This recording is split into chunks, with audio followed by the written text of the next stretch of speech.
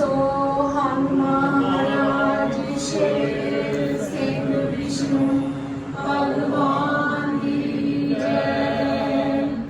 सो हम महाराज शेर सिंह विष्णु भगवान की जय।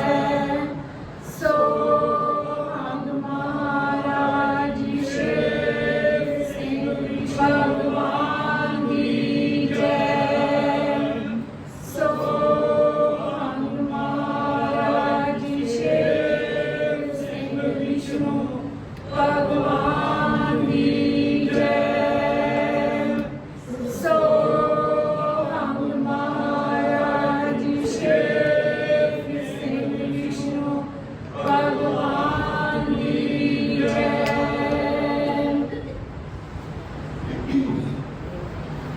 हाय संगत जी, आज 17 हाड़ का दिहाड़ा है। आप सब हर संगत जी ਨੂੰ 17 हाड़ के दिहाड़े दियां ਵਧਾਈਆਂ ਹੋਣ जी। एक चिट्ठी सच्चे पातशाह महाराज पूरन सिंह जी होना द्वारा लिखी गई गुरसिख राज सिंह ਨੂੰ ਅੱਜ ਅਸੀਂ ਉਹ ਪੜਾਂਗੇ ਤੇ ਤੁਸੀਂ ਸਾਰਿਆਂ ਨੇ ਸੁਰਤ ਕਰਕੇ ਸੁਣਨਾ ਜੀ। सो हम महाराज शेर सिंह विष्णु भगवान की जय। 5 वारी उत्तर उर्दू विच पातशाह जी वालों राज सिंह नूं पत्र पूरन सिंह जेठुआ श्रीमान जियो, आपका खत मिल गया है। गुरसिख राज सिंह ने महाराज पूरन सिंह जी उन्होंने खत लिखा और महाराज पूरन सिंह जी होनी जवाब दे विच की कह रहे, आपका खत मिल गया है, बहुत खुशी हुई। आपने जो अहवाल तहरीर किया है उसका जवाब मैं आपको दे रहा हूँ। अहवाल यह है कि मैंने 21 साल फौज में सर्विस की है। महाराज पूरन सिंह जी कह रहे हैं कि मैं 21 साल फौज के विच सर्विस की है और 1954 ईस्वी में पेंशन आया हूँ। अब खेती बाड़ी का काम करता हूँ। महाराज शेर सिंह आज से 66 साल पहले जिला लाहौर गांव गविंड में पैदा हुए। पिंड का नाम दसिया गविंड पिंड। महाराज शेर सिंह विष्णु भगवान जी गविंड जिला लाहौर दे विच पैदा हुए। उस वक्त एक मणि सिंह संत था, उसके जरिए लिखत करवाते रहे कि हम विष्णु भगवान का अवतार है।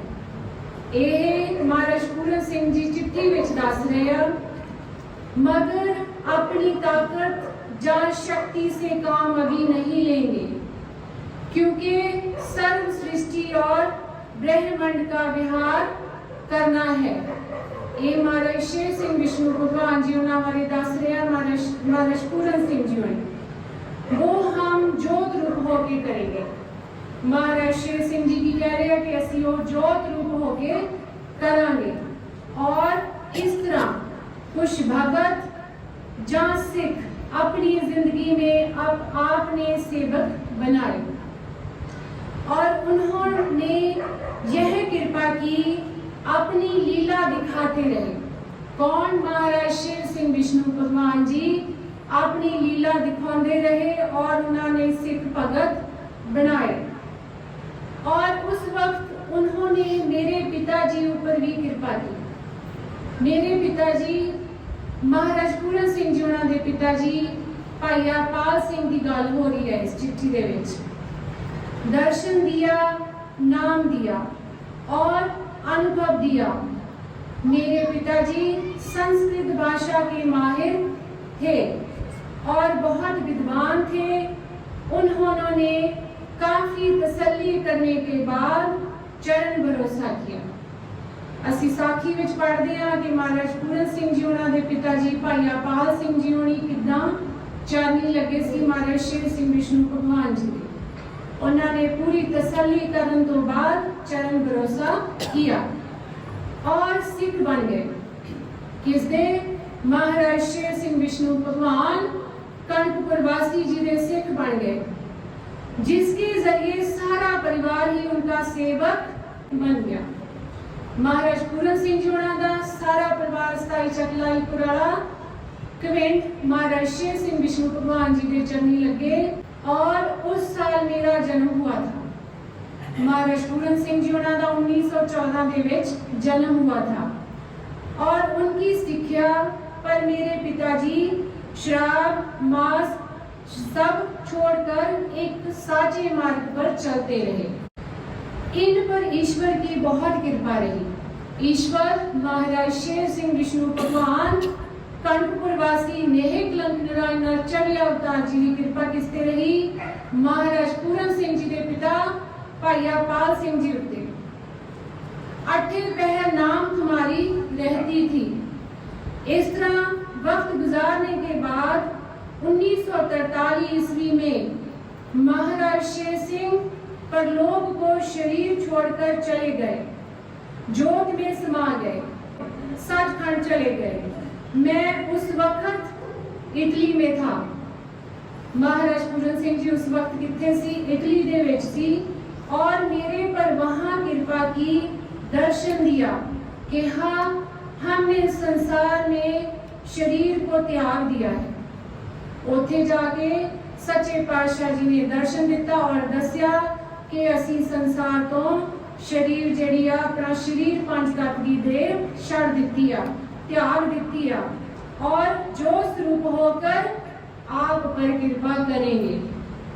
किस दे उत्ते? महाराज पूरन सिंह जी होना दे उत्ते कृपा करांगे। महाराज शेर सिंह विष्णु भगवान जी कह रहे हैं आप इंडिया वापस आ जाओ, क्योंकि महाराज पूरन सिंह जी इटली दे विच सी, उन्हां नूं इंडिया वापस बुलाया।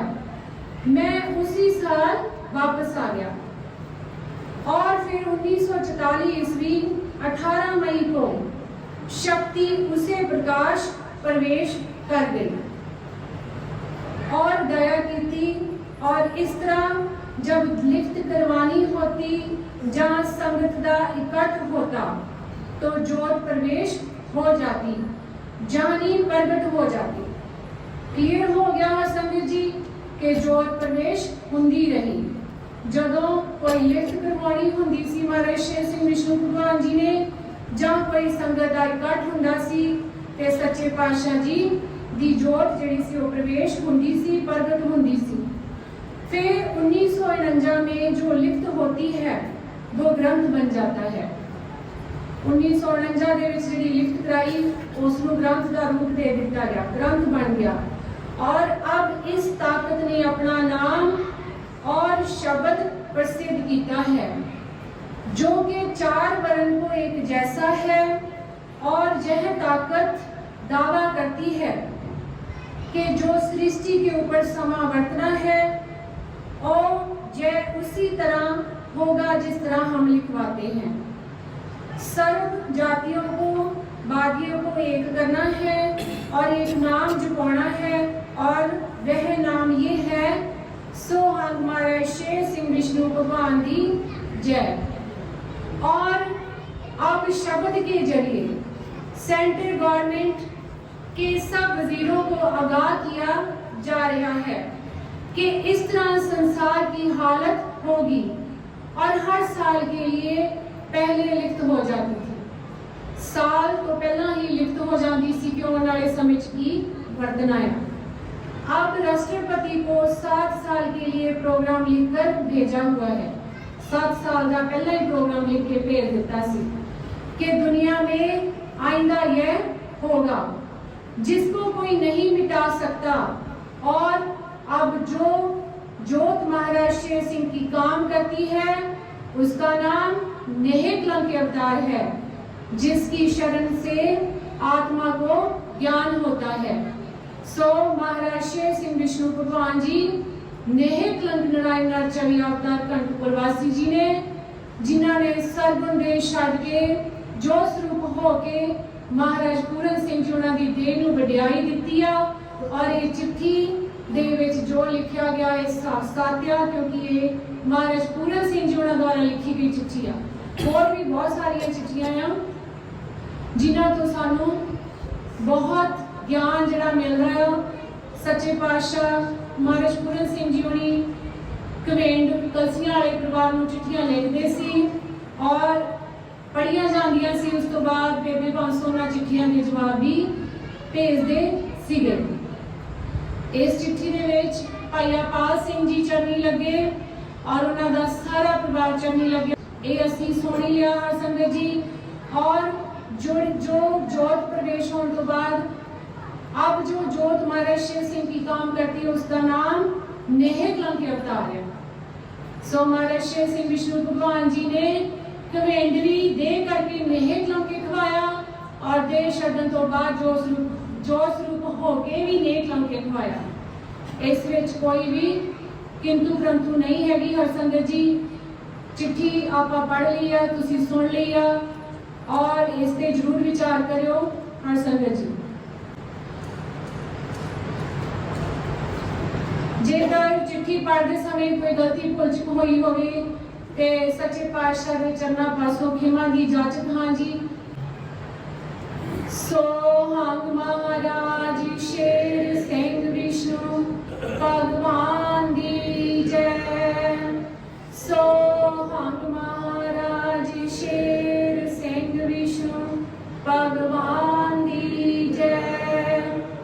सोहंग महाराज शेर सिंह विष्णु भगवान दी जय। सोहंग महाराज शेर सिंह विष्णु भगवान दी जय। सोहंग महाराज शेर सिंह विष्णु भगवान